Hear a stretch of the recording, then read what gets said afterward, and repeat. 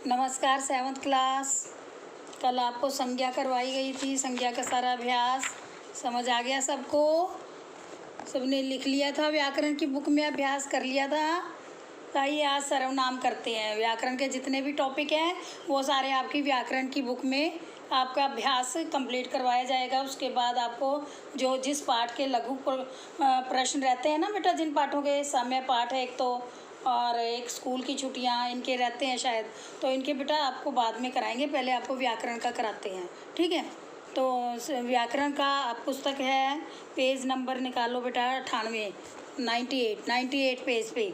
इस पे है बहुवैकल्पिक करेंगे पहले हम, फिर उसके बाद हम रिक्त स्थानों में करेंगे, फिर सही गलत है वो करेंगे। जो भी है इसमें सर्वनाम पता है ना आपको, जैसे कि आपको बताया गया है सर्वनाम किसे कहते हैं? जो शब्द संज्ञा के स्थान पर प्रयोग किए जाए, जैसे मैं, तुम, वे, हम, वे। अगर हम ये लिखेंगे कि शीला पुस्तक पढ़ रही है तो संज्ञा हो गया।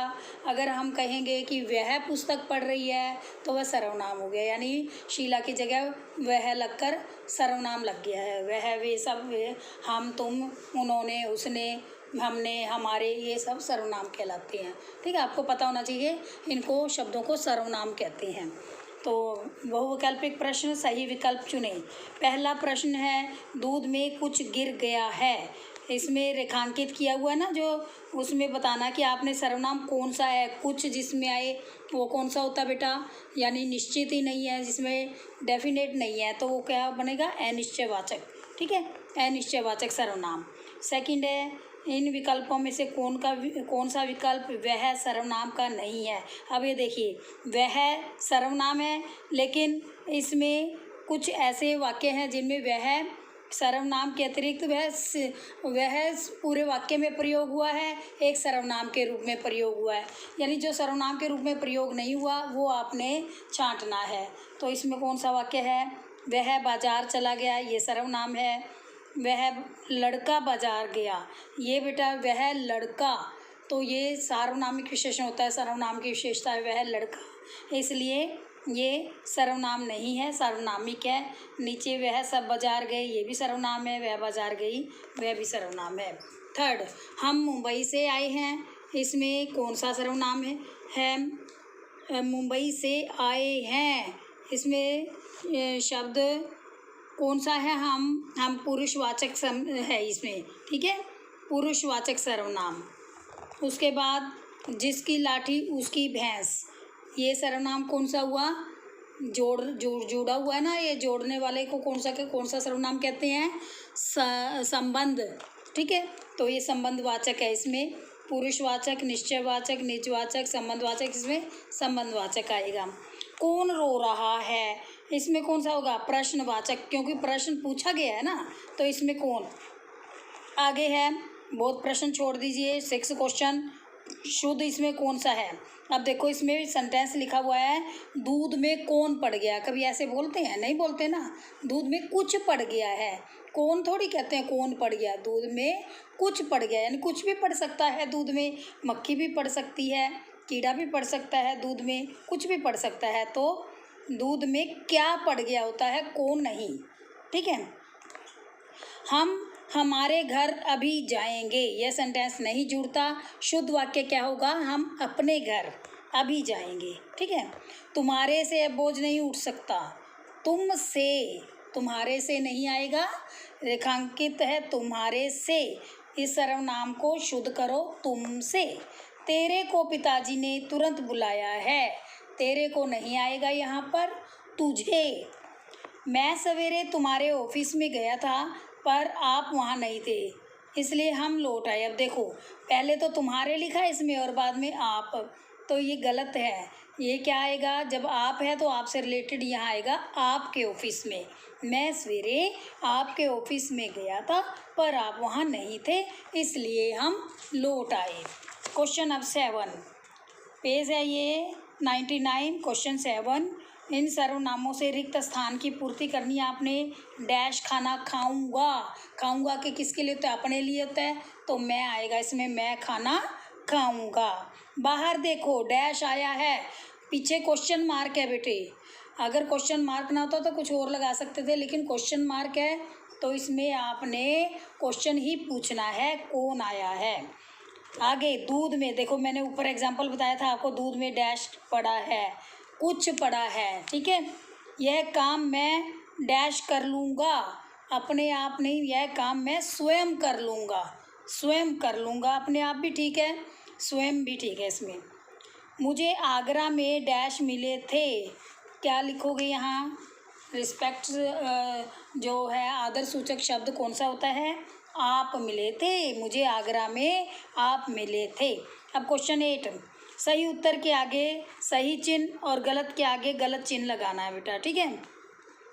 प्रश्न का भाग है, प्रश्न पूछने के काम आने वाले शब्द पुरुषवाचक सर्वनाम कहलाते हैं।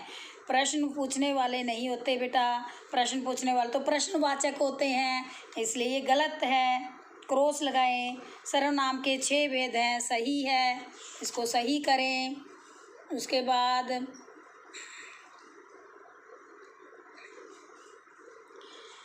निश्चयवाचक सर्वनामों को संकेतवाचक भी कहते हैं।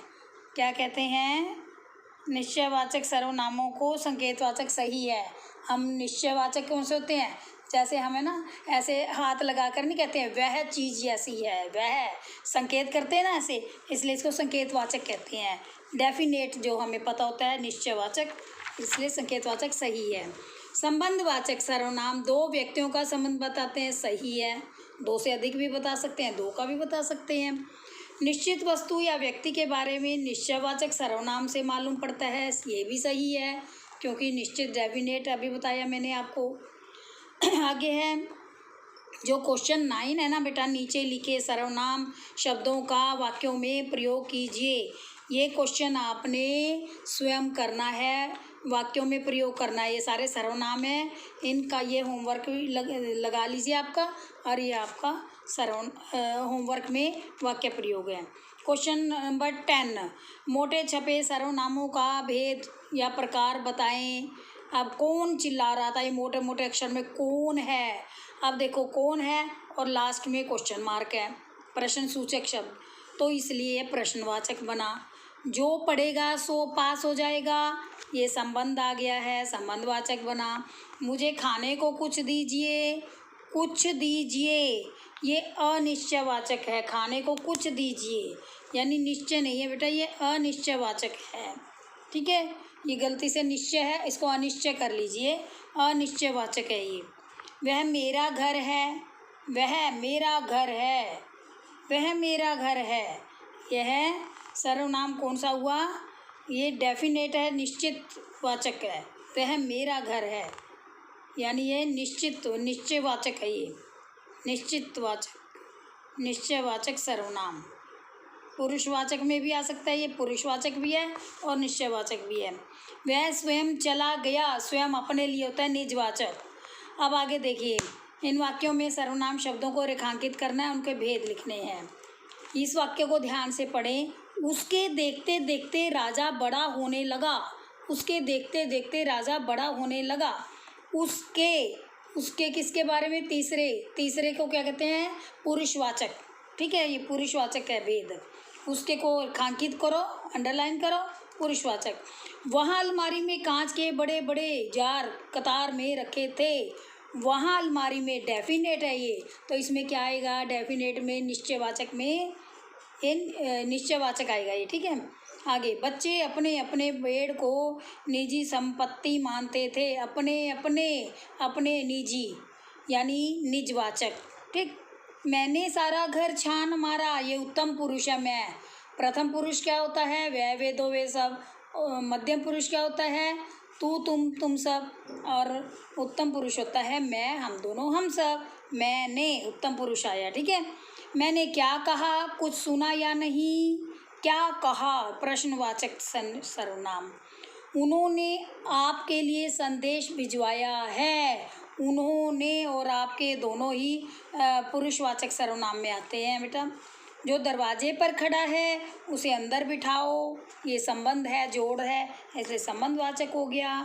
बच्चे ने अपने आप खाना खा लिया, ये निजवाचक हो गया। अब है 12वां क्वेश्चन। 12वें क्वेश्चन में अनुच्छेद दिया हुआ है, इसमें सारे संज्ञा शब्द हैं, उनको आपने सर्वनाम बनाना है। जैसे रानी लक्ष्मीबाई, इसका सर्वनाम क्या बनेगा? वह झांसी की रानी थी।